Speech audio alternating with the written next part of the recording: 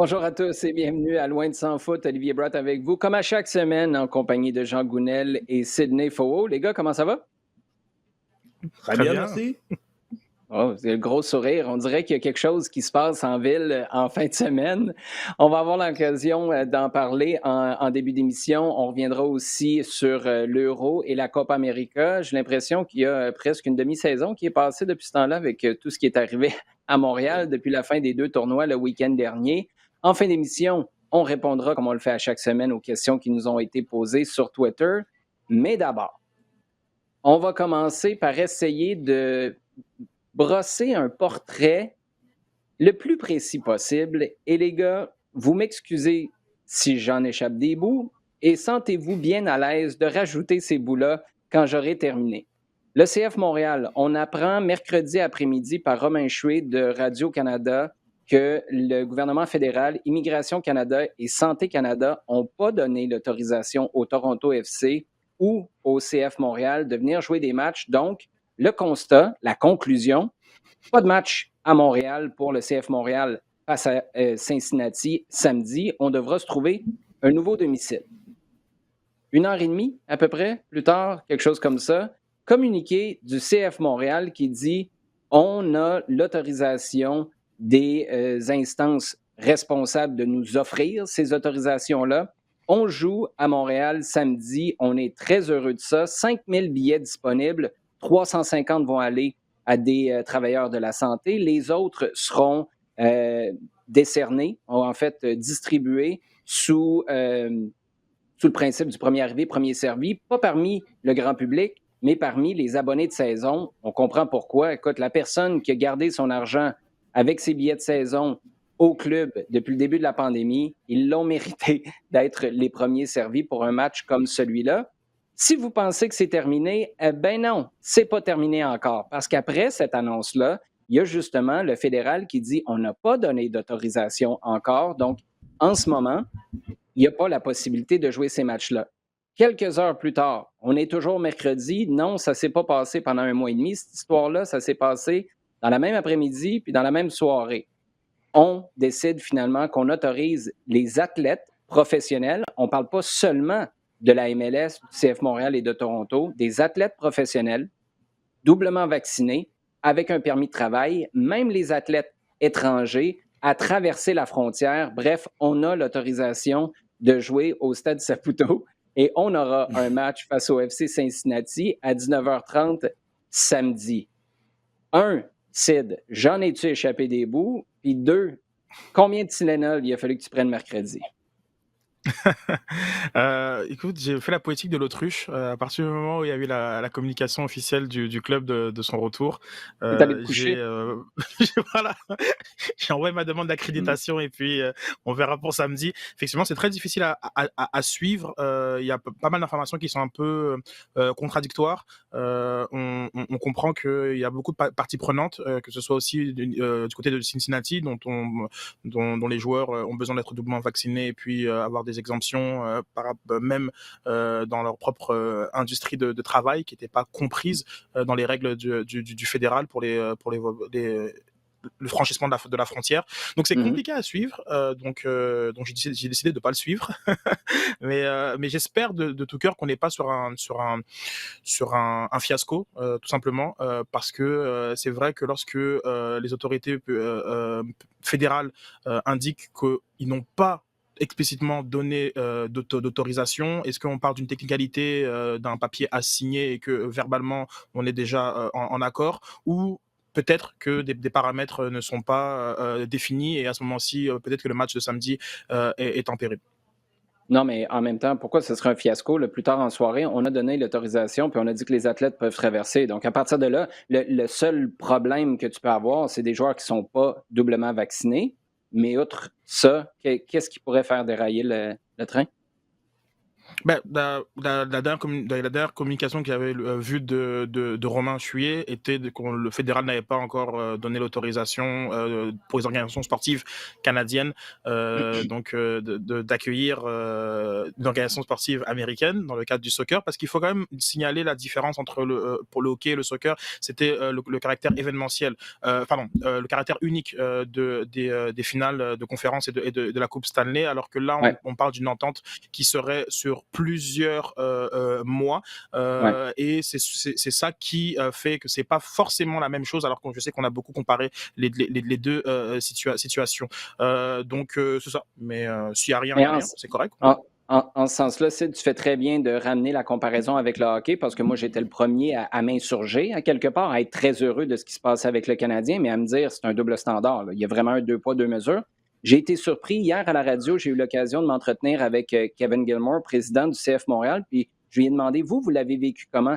Et j'ai été surpris de voir à quel point il a séparé les deux dossiers et il a été clair que à quelque part, on ne pouvait pas calquer ce qui a été fait pour la Ligue nationale de hockey parce qu'il disait les contraintes étaient tellement exigeantes dans les protocoles demandés pour les joueurs de la Ligue nationale de hockey que tu pouvais le tenir sur quelques semaines en sachant qu'il y avait une date butoir où tu avais un 7e match. Là. Tu ne peux pas aller plus loin que ça en finale de la Coupe Stanley, alors que nous, demander ça à nos joueurs et aux joueurs qui arrivent des États-Unis, sachant que ta saison va jusqu'à septembre, octobre, novembre, même décembre, si tu as jusqu'à la MLS Cup, c'était complètement impossible de demander les mêmes protocoles pour un que pour l'autre. Donc, il a fallu repartir, je ne veux pas dire sur un chantier à neuf, mais on repartait avec une nouvelle planche à dessin. Puis, c'est la raison pour laquelle. Puis, honnêtement, là, j'ai été surpris parce que ça aurait été facile d'embarquer sur ce train-là, hein, de dire, ben, eux, ils l'ont eu, pourquoi nous, on ne l'a pas? Mais j'ai trouvé intéressant qu'on fasse la distinction entre les deux. Un élément que j'ai oublié, les gars, parce que tu as parlé, Sid, de Cincinnati. Est-ce qu'il y a des gars non vaccinés qui ne pourront pas traverser?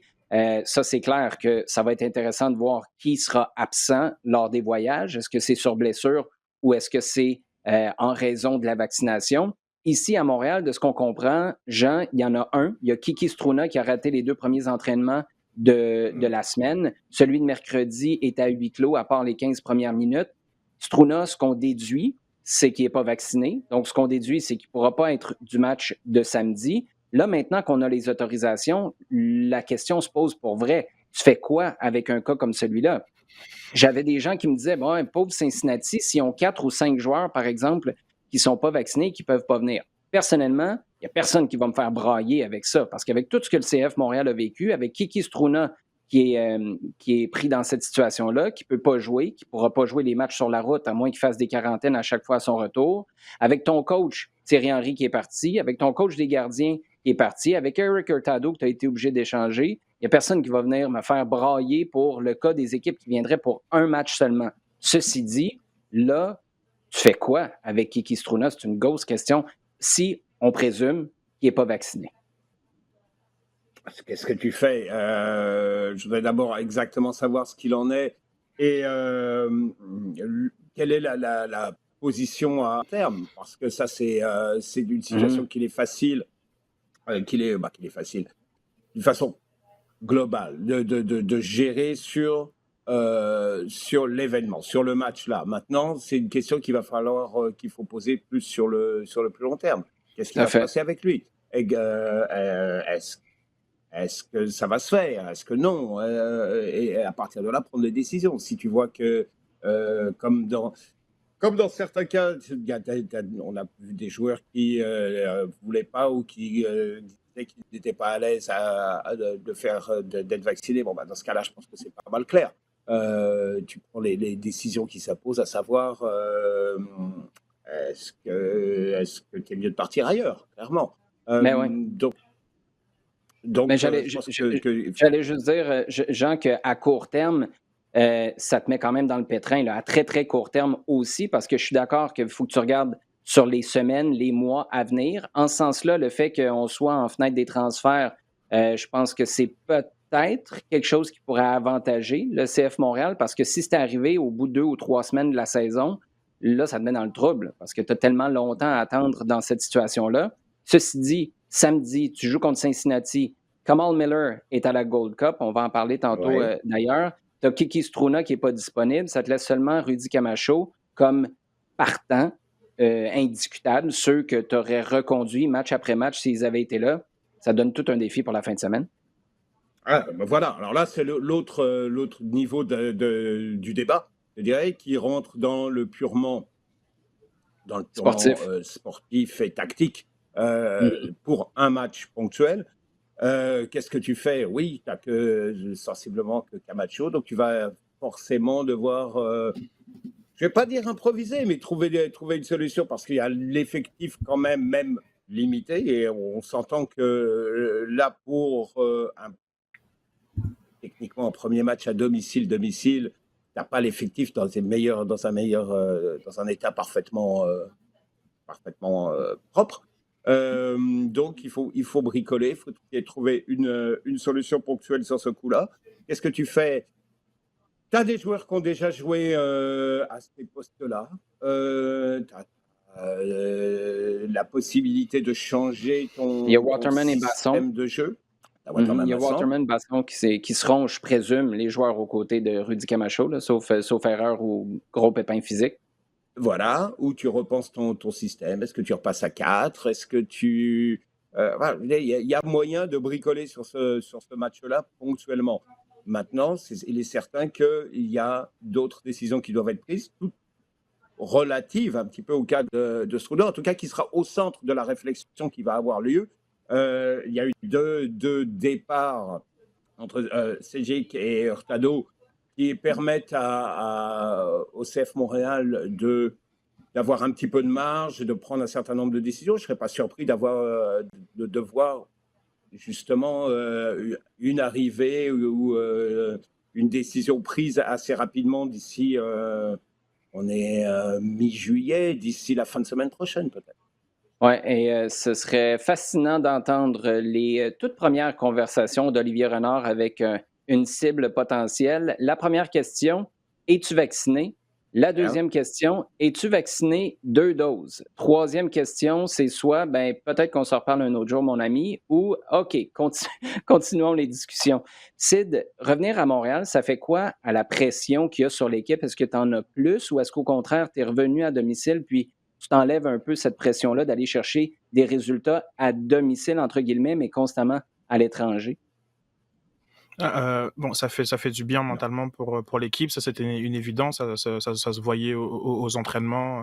On sent le bien-être justement d'avoir une routine qui est voilà qui est commune à n'importe quel joueur de foot, à y s'entraîner dans ses locaux et rentrer chez lui par la suite et être dans son environnement. Donc ça, c'est clair que c'est un boost moral. Dans la situation de Montréal où on sait que il y a eu un gros changement organisationnel en janvier dernier et que c'est la première fois que tu fais face à ton propre public et que tu auras le pouls finalement de beaucoup de choses, de ces émotions qui ont été générées, t'as l'obligation sportive de bien faire, même si on a toujours dit ici et à juste titre selon moi que les décisions qui sont organisationnelles, marketing et financières sont pas imputables au travail de Wilfried Nancy et du sportif. Dans le cadre du football, c'est toujours compliqué de vraiment séparer les deux. Donc t'as forcément une pression à bien faire, une pression qui est liée au fait que loin des yeux, loin du cœur, qu'il y a des gens qui ont envie de voir de quelle bois se chauffe Montréal. Et peut-être que du côté des joueurs, tout simplement, ils ont envie de briller plus parce qu'ils jouent devant leur public, donc une pression positive, pas forcément une pression négative, mais c'est certain que c'est pas un match qu'ils abordent comme ils abordaient les matchs dans leur faux domicile en Floride. On verra si on arrive aux 5 000. Mettons qu'on part avec la présomption que 5 000 personnes seront présentes. Tu sais, tu as une pression aussi, puis je pense pas que c'est la job des joueurs de vivre avec ça entre les deux oreilles. Mais quand même, je reviens toujours à ce commentaire d'Olivier Renard, là, ce qui est arrivé à Montréal le premier jour où on l'a présenté à la presse. Il avait dit « On est conscient que les supporters vont toujours préférer un 3-3 qu'un 0-0 ». Je pense qu'on est pas mal depuis ce temps-là dans la foulée d'une logique. cohérente où on veut offrir un spectacle. Mais là, tu as 5000 personnes qui viennent. Éventuellement, quelques semaines plus tard, tu en as-tu 7500, 10 000? C'est pas long. Je pense que sur les prochains mois, ça va augmenter en présumant qu'on a nos protocoles qui sont en place, les choses se passent bien, il n'y a pas de cas déclaré ou d'éclosion due à une présence au Stade Saputo. Bien, ton spectacle, là, tu commences à être directement relié à tes revenus potentiels plus tard cette saison. Et c'est là où tu rentres dans la business du soccer parce que tu n'avais pas ça depuis un an et demi. Tu jouais toujours sur la route à huis clos, puis peu importe la qualité du spectacle, la seule chose qui pouvait changer, c'était l'intérêt sur Twitter ou les codes d'écoute à la télévision. Là, c'était revenu au guichet. J'ai très hâte de voir ce que ça va donner en ce sens-là. Si on prend une perspective plus large maintenant, Jean, du soccer canadien, on ne parle pas juste de Toronto FC et du CF Montréal qui reviennent à la maison en fin de semaine, mais qu'on parle de l'équipe nationale et de la Gold Cup. Première victoire, bon, attendue. On peut même se demander si 4-1, c'est un résultat acceptable. C'est une victoire qui était tout à fait prévisible. Mais 4-1, tu encaisses en début de match. Là, tu joues ce soir, on enregistre jeudi midi. Ce soir, c'est contre Haïti avant ton dernier match de groupe face aux États-Unis. Une performance acceptable pour le Canada à la Gold Cup, ce serait quoi, Jean? Une performance acceptable. Pour moi, c'est une demi-finale. Okay. Je crois qu'il faut mettre la barre, faut mettre la barre minimale ici, à cet endroit-là.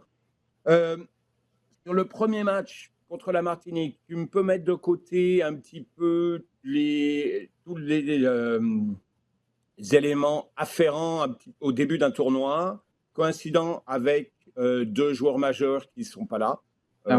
Jonathan David, on le savait depuis un certain temps.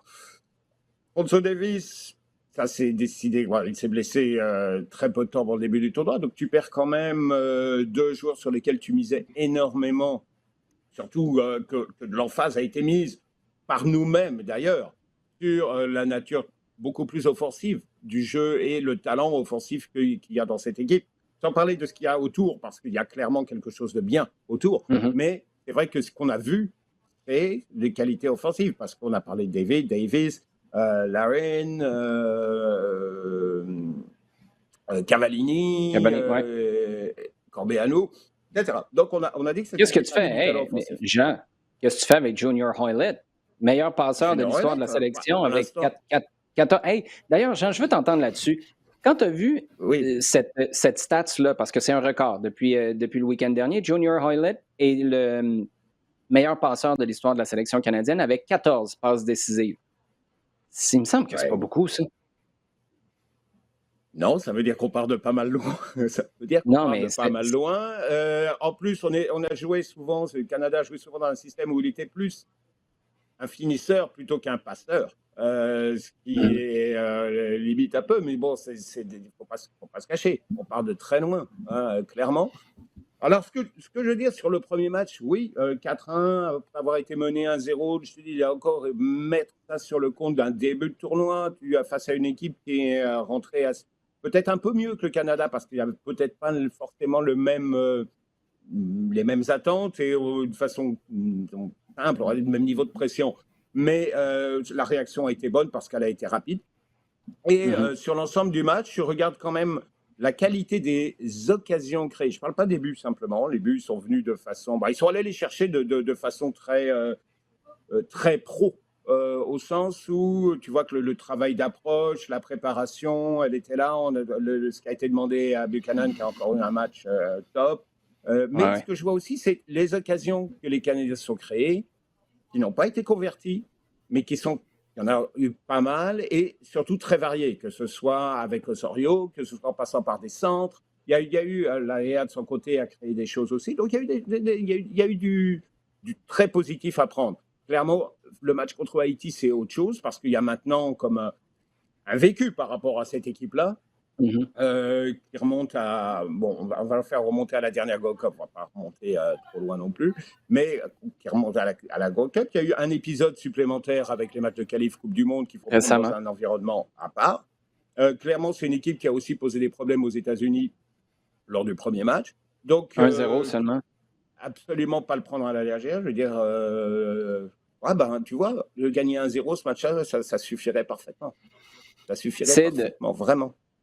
peut-être, Sid, un dernier commentaire là-dessus. Jean parlait de l'absence de Jonathan David, d'Alfonso Davies. À quelque part, mettons que tu l'atteins, cette demi-finale-là. Je partage personnellement l'opinion de Jean. Je serais curieux de savoir ce que tu en penses, mais de le faire sans ces deux joueurs-là, à l'approche des qualifs à l'automne, il me semble que ce serait un gros boost parce que tu n'aurais pas le feeling que ces gars-là sont simplement des sauveurs. Yeah. Tu aurais vraiment le sentiment qu'ils sont capables de te faire passer un palier supplémentaire. Puis le Qatar, là, tout d'un coup, tu commencerais à y rêver pour vrai, non? Ben, je te rejoins, Jean, sur le fait que les demi-finales, ce serait acceptable. Après, en dessous, ben, ce serait un échec, même si dans le radar du staff technique, on comprend que la Gold Cup a moins d'importance que les qualifications pour la Coupe du Monde et qui sont demain, puisque ça commence dès Ah septembre. oui. Puis, il est vrai qu'après, au-delà des demi-finales, c'est vraiment, on va dire, du bonus et effectivement très, très, très satisfaisant. Et puis, ça mettrait la barre finalement pour les éliminatoires où je crois que on espère que le Canada se qualifie directement sans passer par les barrages. Mais je pense qu'en cas de finale, on attendrait que le Canada, et non on n'espérait plus, on attendrait que le Canada se qualifie parmi les 4 premiers. Donc ce sont des bons standards aussi à avoir, hein, parce que je pense que ça fait partie de la progression du programme national. Mais ils sont un peu enfermés dans une espèce d'objectif demi-finale acceptable, finale réussie, bon, victoire évidemment, mais un peu comme les États-Unis et le Mexique qui rentrent dans ces compétitions-là pour juste aller en finale. Puis tout autre résultat est un échec. Puis ben, le Canada, tranquillement pas vite, commence à rentrer dans une espèce de zone, mais on l'arrêtera en demi-finale pour le moment. Ouais, peut-être qu'une comparaison avec les meilleurs passeurs mexicains et américains me ferait ravaler mes paroles, mais sachant que le meilleur passeur de l'histoire du Canada a 14 passes décisives, tu sais quoi, je ne suis pas encore prêt à garrocher mes ambitions exactement au même endroit que les États-Unis et le Mexique. Sid, on va passer à notre segment en temps additionnel. Qu'est-ce que tu as passé du 11 type de l'Euro? Alors, le 11 type de l'Euro a suscité énormément de débats sur les réseaux Ah sociaux ouais? et c'est toujours très intéressant. Et en fait, notamment parce que le premier 11 type qui a fuité a été celui d'un fan, mais qui avait des bonnes compétences sur Photoshop, parce qu'il a vraiment utilisé les mêmes fonds officiels de l'UEFA et est tellement dans une espèce de course à l'information, a été repris massivement par plein de médias très, très crédibles, mais qui sont un peu précipités à le reprendre. Et donc, ce 11-là a fait jaser parce qu'il y avait on ne comprenait pas la présence, par exemple, de Ronaldo devant, il y avait Xhaka et Pogba qui étaient au milieu de terrain, notamment. Et c'était assez drôle de voir toutes les réactions que ça a suscité. Ensuite, se sont superposés les 11 de gros sites de statistiques. Et par la suite, un jour et demi plus tard, donc dans un cycle extrêmement rapide entre la finale et le moment où ça sort, l'UEFA sort effectivement son 11 type avec une lisibilité qui est plus claire, puisque il y a 10 joueurs sur 11 qui ont fait partie des demi-finales, ce qui n'était pas le cas vraiment du 11 type qui avait massivement circulé, où beaucoup de gens se demandaient pourquoi il n'y avait pas, par exemple, aucun Espagnol dans ce 11-là. Donc c'était intéressant, voilà, de voir comme tout ce que ça a suscité, puisqu'après il y a toujours des préférences en termes de joueurs, en termes de composition, et puis chacun venait faire valoir son point. Ben, j'avais dit qu'il avait fait un très bon Euro, etc.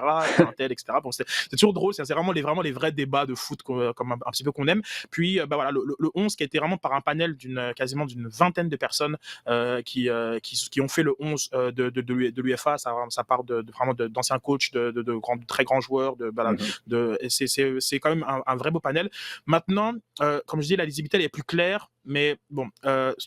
Ils sont quand même basés uniquement quasiment sur les compos des demi-finales, sur les 4 équipes de demi-finales, sauf Lukaku qui a réussi à tirer son épingle du jeu parce que c'est l'un des attaquants du 11 type.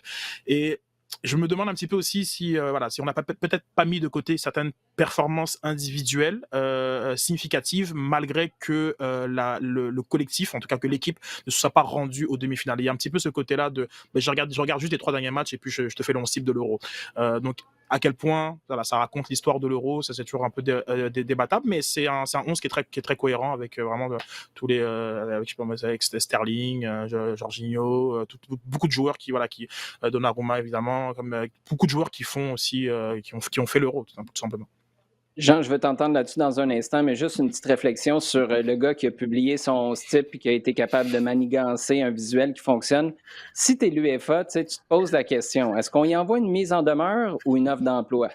Parce qu'un gars qui est capable de faire ça, il est peut-être capable de t'offrir quelque chose dans ton marketing ou dans tes communications. Bref, je suis pas mal certain qu'on n'était pas très, très content du côté de l'UEFA de se faire scooper avec quelque chose qui n'était même pas notre 11, mais comme tu l'as dit, ça fait beaucoup jaser, puis ça nous fait parler de l'Euro davantage. Exactement. Donc, disons, mission réussie. Jean, tu voulais ajouter quelque chose? J'avais juste une question pour Sid, justement, par rapport à ce qu'il disait. Toi, Sid, dans ton 11, il y a quelqu'un qui est parlé des demi-finales? Un joueur qui s'est arrêté avant? Il y avait Perso. Lukaku, c'est certainement. Pour moi, Lukaku, c'était évident que je trouvais que dans le contenu, c'était meilleur que Schick et Ronaldo, qui sont co-meilleurs buteurs. C'est vrai que par la suite, le problème étant qu'il y a beaucoup de joueurs que j'ai pas trouvé individuellement dominant particulièrement. Donc, comme je prends le cas de Jorginho, qui a connu un bon Euro, mais je le vois pas meilleur nécessairement que Barella ou même Verratti, qui a été celui qui a créé le plus d'occasions de l'Euro, là, factuellement, statistiquement. Donc, c'était un peu compliqué. Donc, c'est pas forcément des choix liés aux demi-finales, mais que je sais pas, c'est comme entre Melleux et Spinazzola. Spinazzola, il ratait les 2 derniers matchs, donc ça, je sais pas, c'est comme compliqué à évaluer. Donc c'est toujours un peu à la marge. Je te dirais, je sais pas à quel point Kane, qui quand même brille dans les derniers matchs, versus je sais que je considère Sterling comme la force offensive anglaise, mais le fait que Kane brille plus la compétition augmente en niveau, et que lui est parti tirer son penalty et marquer son penalty. Donc c'était un peu, il y a beaucoup de choix qui étaient pas si évidents, comme c'est Chiellini qui est dans, pardon, c'est Bonucci qui est dans l'équipe type. Moi, je considère que Chiellini a fait un meilleur Euro que lui, par exemple. Mais à la marge, c'est pas. Mais voilà, il y a ce côté un peu prime au but. Prime aussi au nombre de meilleurs joueurs du match, mais qui est souvent lié à une occasion, un fait de jeu en particulier. Donc c'est un peu compliqué. On dirait que peut-être que, excuse-moi, comme je suis un petit peu long, mais j'aurais peut-être préféré un 23 finalement. Genre comme vraiment faites les 23 et sans forcément dire qui sont les 11, mais c'est ça, c'est un petit peu c'est un peu mon questionnement.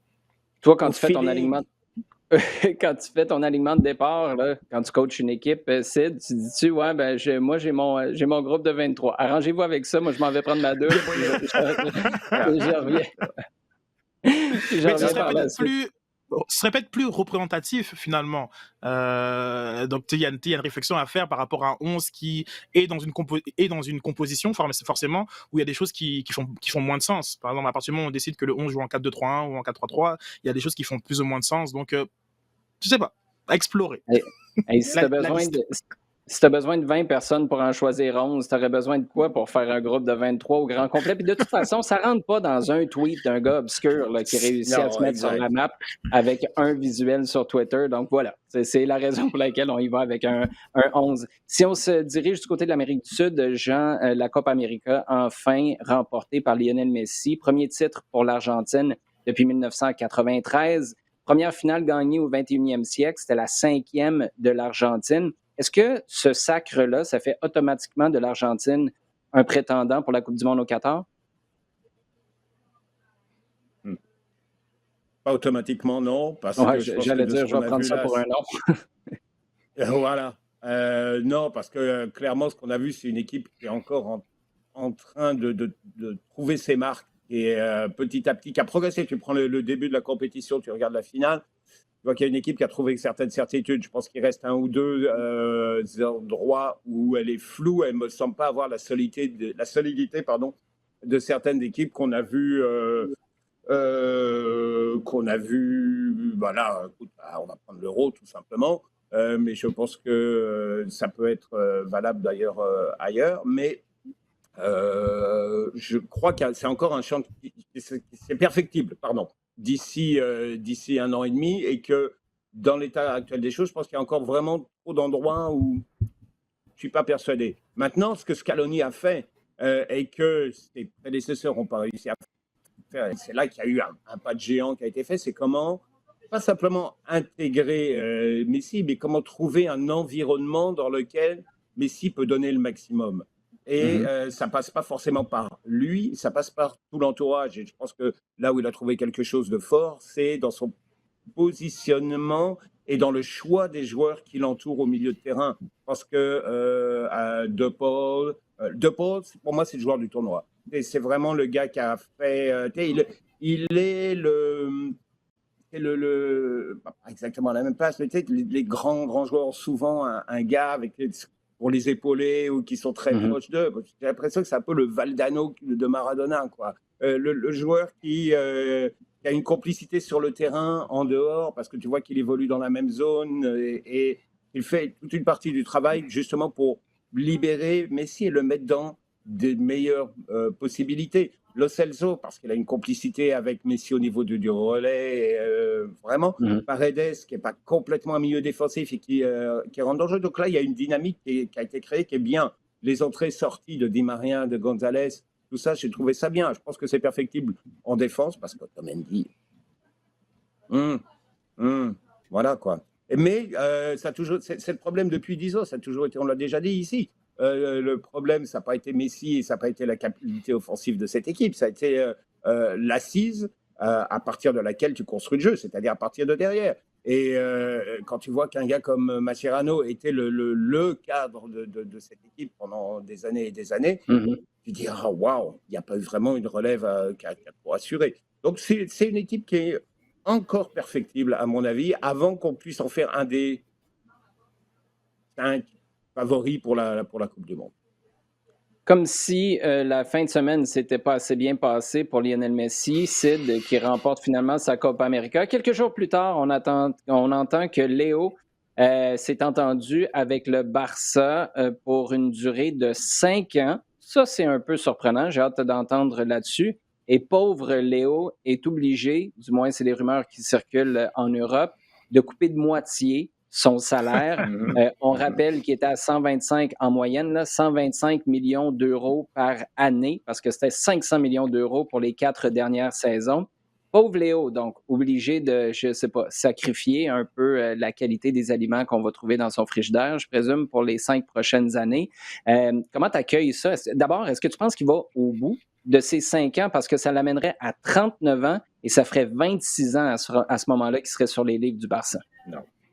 Non, je pense pas qu'il aille au bout. C'est un tour de passe-passe comptable pour un peu lisser son salaire sur une plus grande durée, donc qui permettra aux finances de Barcelone de respirer un petit peu. Mais je trouve ça intéressant sur cette diminution de 50% qui a été massivement reprise dans les médias, et un bel exercice de storytelling de la part de Laporta, parce que bon, 50%, mais 50% de quoi?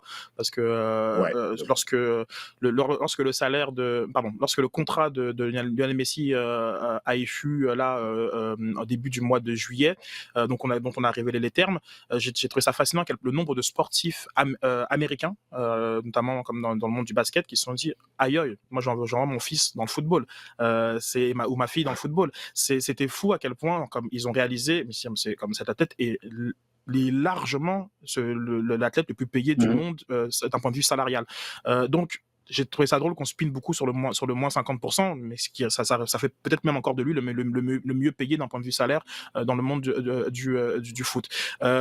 Juste pour remettre ça en contexte, il y a aussi la durée du contrat, parce que si la réalité, c'est que tu lui donnes 5 ans, mais que tu es très conscient que tu vas seulement l'avoir pour 2 ans, 2 ans et demi, ben, quelque part, tu ne le payes pas la moitié du salaire, tu le payes exactement la même chose que tu le payais, mais sur plus longtemps.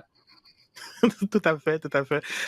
Mais c'est vrai que bon, pour Javier Tebas, il a déjà interprété ça comme un geste suffisant pour pouvoir inscrire Lionel Messi dans la liste du Barça, parce qu'il faut savoir que les joueurs qu'ils ont recrutés n'étaient pas encore inscrits, puisque Barça est largement au-dessus des critères de masse salariale qui sont maintenant une nouveauté de la Liga, là, une forme de cap salarial adopté par la Liga. Mais oui, surpris non, qu'ils le reconduisent pas vraiment, puisque si on m'avait posé la question en septembre, et j'ai déjà répondu à l'émission où je me disais, c'est impossible qu'ils reviennent, etc. Ouais. Mais tranquillement, pas vite, durant la saison, c'était de plus en plus évident que Messi allait reconduire son bail à Barcelone. Je crois à partir du moment où il avait gagné le bras de fer avec Bartomeu, à partir du moment où Laporta est revenu avec d'autres ambitions, sportivement avec Koeman, genre on lui donne pas assez de crédit, mais l'équipe a vraiment retrouvé beaucoup de l'essence du grand Barça.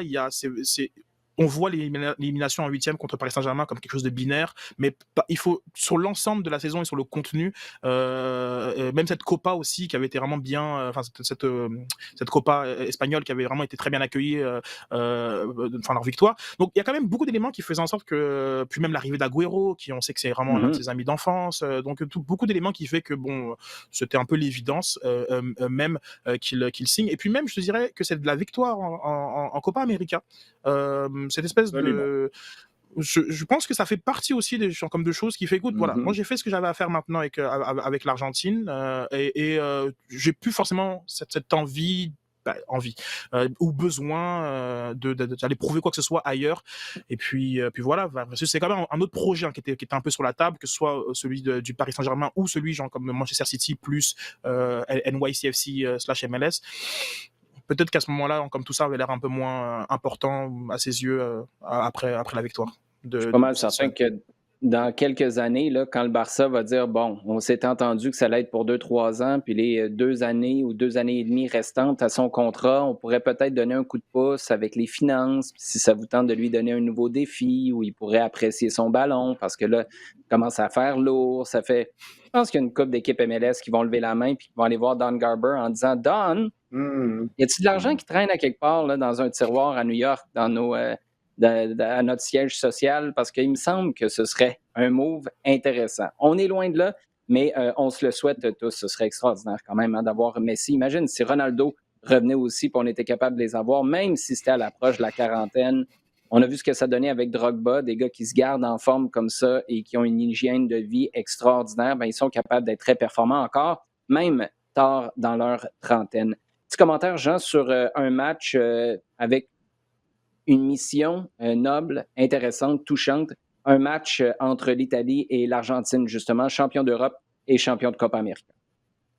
Oui, alors effectivement, elle rentre dans deux systèmes un petit peu.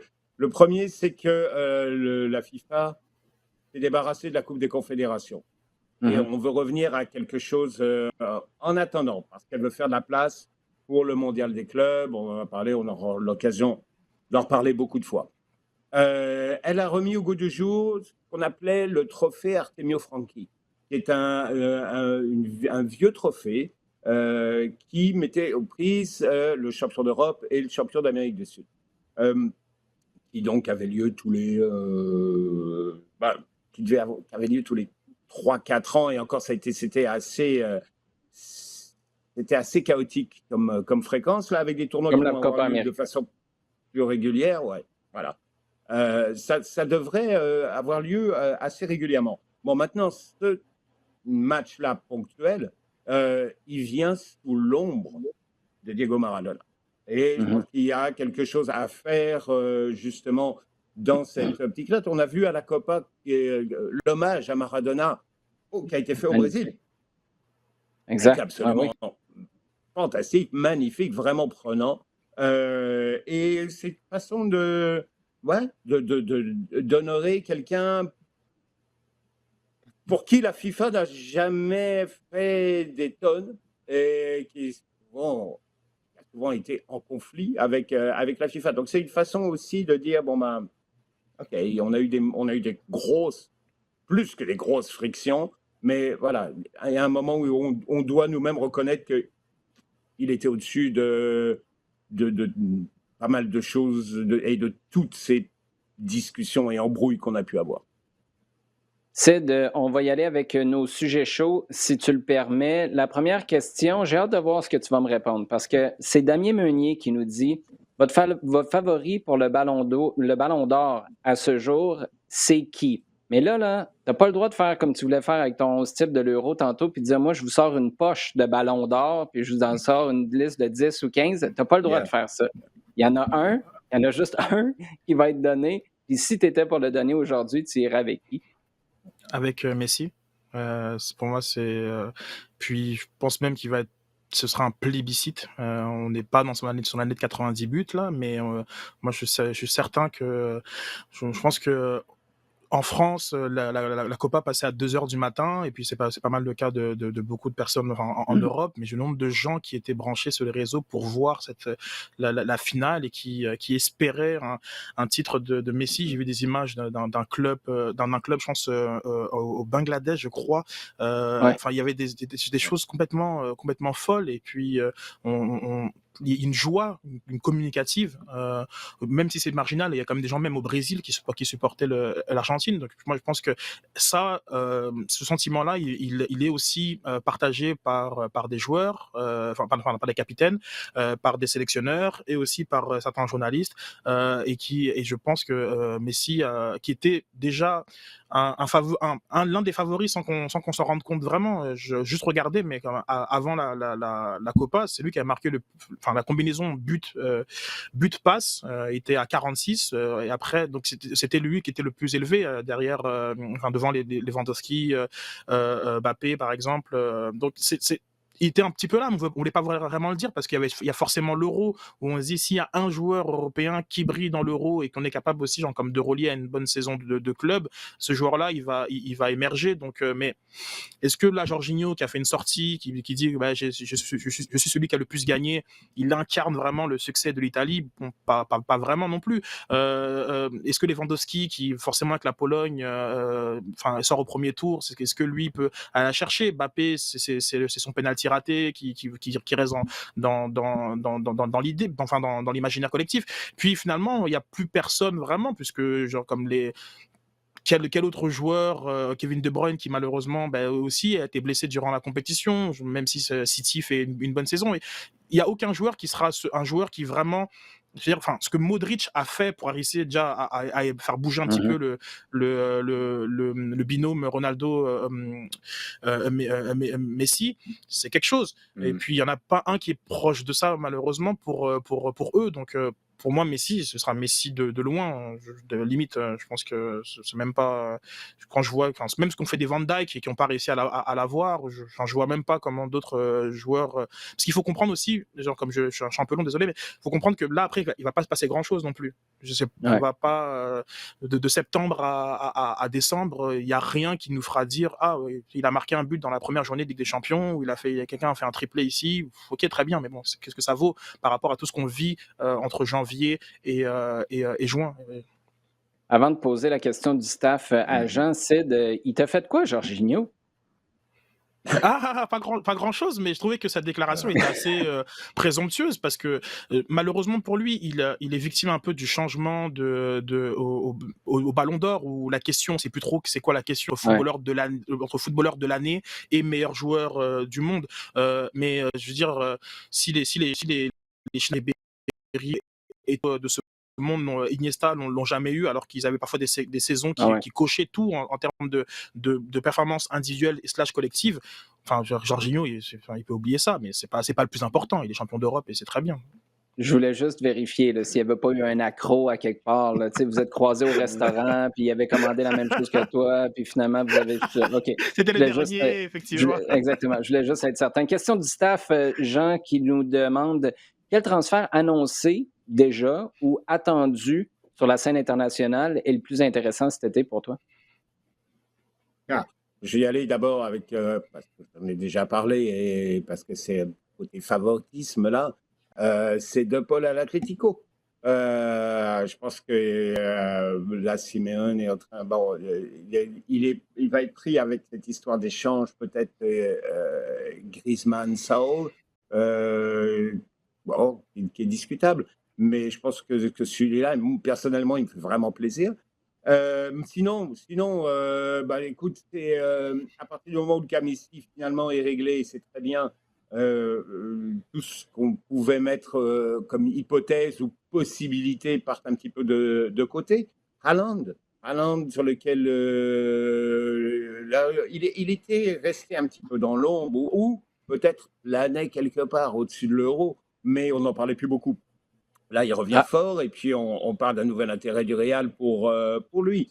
Est-ce que ça va se concrétiser ou est-ce que c'est quelque chose de stratégique, disons, pour faire avancer les pions et se positionner pour l'année prochaine? Je ne sais pas. Mais il est certain qu'il va être encore au cœur de toutes les discussions avant d'avoir une réponse claire. Dans toutes les rumeurs qui passent, Varane à United, ce serait pas mal. Ce serait vraiment un mais des trucs justement, intéressants, à mon avis. parlant de, parlant de défenseurs du Real Madrid, Ramos au PSG, tu penses quoi de ça? Ramos à Paris. Bah, Paris honnêtement, Hakimi, Ramos, Donnarumma, waouh, waouh. Et clairement, avec une réflexion qui est de dire, OK, ils arrêtent de faire, enfin, ils arrêtent de jeter de la poudre aux yeux à tous d'aller chercher Neymar, Mbappé, de passer 6 mois à parler de Messi, etc. Là, c'est clairement quelque chose d'un petit peu plus sérieux. Bon, comme quoi, c'est la défense qui est sérieuse, puis en avant, là, vous essayez Toujours. juste de nous vendre du rêve, puis des fois, ben, on Non, mais frappe. je l'achète, hein. Oui, tu as raison, tu n'es pas tout seul. Émile Archambault, maintenant, Sid nous demande, on revient dans l'univers du CF Montréal. Struna en quarantaine, on présume. Miller à la Gold Cup, on fait quoi pour le match d'en fin de semaine? On en parlait tantôt, Sid. Waterman, Camacho et Basson, en assumant que Torkelson, lui, n'est pas disponible, ben, il ne sera pas en forme de match. Là. Il s'entraîne à part du groupe depuis le début de la semaine. Est-ce qu'on y va comme ça, Sid, ou est-ce qu'on revient avec une défense à 4? Non, pas nécessairement. Je veux dire, Waterman a commencé à droite de la défense les 2 premiers matchs Exact. et puis c'est vrai que ça a été compliqué, mais lorsqu'il est revenu dans l'alignement, c'était largement mieux de la part du Canadien. Et puis Bassong a joué à gauche de la défense à la place de Miller qui a été quand même blessé aussi. Donc Ouais. il pourrait faire confiance à ses joueurs et faire confiance à son système. Donc tout simplement en flanquant Camacho de Waterman et de Bassong. Donc pas nécessairement un changement de système de formation parce que ça pourrait aussi avoir des déséquilibres ailleurs sur le terrain. Donc je m'attends à ce qu'il reste dans la même configuration. Et je crois aussi que, pour rebondir sur les propos de Bassong, c'est une vraie occasion pour des joueurs de se faire valoir et de montrer qu'ils ont leur place. C'est vrai que la défense a pas beaucoup bougé. Je pense que c'est là qu'il y a les minutes les plus, ont été les plus. Ouais, exactement. Donc, je crois que pour Waterman et Bassong, c'est vraiment une vraie occasion de se faire valoir durant cette période-là et peut un peu bouger justement les cartes au retour de ces cadres. Oui, tu as tout à fait raison, parce que Rudy Camacho, c'est 12 départs sur 12. Puis Kiki Struna, à part le premier match de l'année, où c'est justement Waterman qui a débarré le match, il est entré en cours de match. Donc, c'est 12 présences pour Struna, mais 11 départs et 11 départs consécutifs. L'impression que Rudy Camacho va s'assurer de faire sa sieste d'après-midi, puis il va bien dormir la veille, va s'assurer de manger comme il faut, parce que ça se pourrait qu'il y ait un petit peu plus de nettoyage à faire. C'est pas un manque de respect à Basson ou Waterman, c'est juste que tu étais tellement établi avec Miller et surtout Struna à ta droite. J'ai hâte de voir ce que ça va donner ça samedi face à Cincinnati. On reste dans le giron du CF Montréal. Jean-Sébastien Nadeau nous demande, en entendant parler que les acquisitions de MLS, bref, par échange, performent mieux que les acquisitions venant de l'extérieur, est-ce que c'est dû au temps d'adaptation des joueurs qui viennent de l'extérieur ou est-ce que les acquisitions de l'extérieur sont tout simplement décevantes? On va prendre un exemple. Mason Toy versus Bjorn Janssen. Je sais que Mason Toy est arrivé l'année passée, mais c'est un nouveau joueur cette saison. Est-ce que des gars comme Janssen, par exemple, Hamdi peut peut-être rentrer là-dedans? Joaquin Torres, je ne pense pas qu'on l'a assez vu, Non. mais Non. c'est un des joueurs qui est venu de l'extérieur. Comment t'expliques si on achète déjà en partant que les joueurs intra-ligue se sont plus vite intégrés puis laissent une empreinte plus importante, tu l'expliques comment? Oui, je pense que d'une façon générale, il y a un temps d'adaptation qui est beaucoup moins marqué.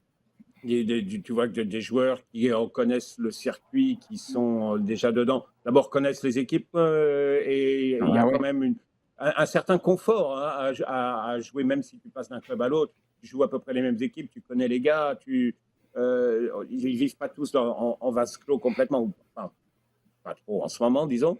Alors qu'un joueur venant de l'extérieur, clairement, a tout un processus d'adaptation à faire, qu'il s'agisse de l'environnement, qu'il s'agisse des, des voyages ou de l'isolement, des températures. Enfin, il y a un ensemble de choses, des systèmes de jeu aussi. Il faut dire que sans revenir sur un débat, parce que je pense qu'il faut aller au-delà de ça, c'est pas dire que la MLS est plus physique, c'est qu'il y a un gros effort qui est mis sur la préparation physique, peut-être plus que dans d'autres endroits, et qui surprend énormément certains joueurs qui ne pensaient pas avoir ça à faire. Rappelle-toi ce qu'a dit Wayne il y a quoi, un mois ou deux. Il a dit, moi, je pensais que j'allais arriver et puis fumer une cigarette en jouant, quoi. Mais Jean, juste apporter un petit bémol par rapport à ça. Il y a aussi la qualité technique qui est quand même une coche en dessous des plus grandes ligues en Europe. Et ça fait que, parce qu'il y a l'aspect physique où tu te dépenses beaucoup, tu cours. Ça, je pense que tout le monde qui arrive de l'extérieur est d'accord pour dire ça court, ça arrête jamais. Mais ça arrête peut-être jamais parce qu'il y a tellement de transitions dues à la qualité technique qui est une coche en dessous, ce qui veut dire que tu ne t'installes pas sur des longues séquences de passes où tu te dis, regarde, on va juste se replacer tranquillement puis on va arrêter de presser parce que même si on presse, en face, ils sont tellement bons techniquement qu'ils vont toujours réussir à sortir balle au pied. Ce n'est pas le cas en MLS. Tu sais qu'il y a des joueurs en face, tu vas toujours en avoir que tu peux mettre en difficulté parce que tu as une réalité de cap salarial puis tu as des gars qui gagnent 85 000. Donc là, tu te dis go, go, go, on y va. Et c'est ça aussi qui finit par faire boule de neige. Ça fait plus de courses et plus de duels. Non, je suis d'accord et tu soulèves un bon point et tu regardes les gars extrêmement doués qui sont arrivés, et je parle là vraiment du top crème, des Jovinko, des Ibrahimovic. Quand ils sont arrivés, met de côté tous les caprices ou les petits délires, ils ont montré assez rapidement qu'ils étaient au-dessus du niveau, pas simplement moyen, mais vraiment dans le top de ces joueurs-là. Donc effectivement, oui, tu vas avoir clairement des joueurs qui vont rentrer et s'imposer facilement. Et tu vas tomber sur des joueurs qui, durant toute leur carrière, étaient des chevaux, au sens où des gars qui couraient quand donnaient, mais qui ne vont pas y arriver. Steven Gerrard, par exemple. Matuidi. Clairement, Matuidi, c'est un peu compliqué. Je te dis, il y a des deux. Il y a clairement que des acquisitions à l'interne du circuit MLS ont déjà une possibilité d'assimilation plus rapide dans un nouveau club. Effectivement, alors que des joueurs qui viennent de l'extérieur prennent plus de temps, n'ont pas forcément tous les repères nécessaires. Et hormis ceux qui sont capables de surnager parce que au niveau du talent ou pour telle ou telle chose particulière sont capables vraiment de s'imposer tout de suite, eh ben, ils vont avoir pas mal plus de mal et ça dure. Les gars, très rapidement, vous surveillez quoi? Oui, vas-y, Sid, tu voulais ajouter quelque chose en terminant? Oui, un petit point spécifiquement pour Montréal. Il y a plus de joueurs inexpérimentés de l'étranger dans les recrutements d'Olivier Renard. Hormis Johnson, qui est vraiment qui est un joueur mature, beaucoup sont des joueurs qui n'avaient pas 30 matchs pro et qui justement ont besoin de plus de temps de s'adapter, mais qui ont moins de références dans les équipes sur lesquelles ils viennent, contrairement, j'ai l'impression, aux joueurs qui sont intra-MLS, où tu as des joueurs qui sont un peu plus établis, même quand ils ont le même âge, tu as l'impression qu'ils étaient déjà plus de minutes jouées. Donc peut-être que ça joue aussi, et donc effectivement à l'exception de Johnson. Oui, c'est une nuance très importante à faire. Les gars, en terminant, une chose que vous allez surveiller sur la prochaine semaine, il y a de la Gold Cup, il y a de la MLS, il y a le marché des transferts, évidemment, il y a les Olympiques qui commencent mercredi prochain. Jean, tu vas surveiller quoi? Oh, la Gold Cup. La Gold Cup, parce qu'on a eu cette discussion, l'équipe nationale, elle revient dans le podcast de façon assez régulière. Et oui, on parle de la Coupe du Monde et tout, mais c'est vraiment une échéance importante pour moi, cette Gold Cup. D'habitude, on a toujours un choix un peu champ gauche. Sid, vas-tu nous parler d'un match 6 contre 6 au Parc Kent à quelque part dans la prochaine semaine? Non, non, non, non, bien au contraire, sur mon radar, il y a que le match contre Cincinnati, ce Ouais. samedi au stade. Puis c'est vrai que j'ai moins regardé un peu ce qui se passait, ailleurs. Il y a un gros focus dessus et bien hâte en fait. Il y a tellement beaucoup de questions, qui suscitent que j'ai envie d'avoir des réponses. Donc c'est pas très original, mais samedi, 19h, je serai branché avec vous. D'ailleurs, vous serez au stade aussi, donc c'est cool. Oui, tout à fait. Donc Ça va être une première expérience pour moi pour décrire ce match-là à la radio. Pas très original, mais je fais une fixation un peu là-dessus depuis quelques semaines. Ta famille t'en remercie, Sid, de choisir seulement une chose et que ce soit quelque chose à Montréal sur un fuseau horaire qui a de l'allure. C'est parfait. Les gars, merci beaucoup. Toujours un plaisir. Merci. merci, merci Oli. Merci à vous d'avoir été à l'écoute. Continuez de nous poser vos questions. C'est toujours un énorme plaisir d'échanger avec vous sur Twitter, hashtag LDSF. Continuez à partager le contenu également sur le rds.ca et sur iHeartRadio.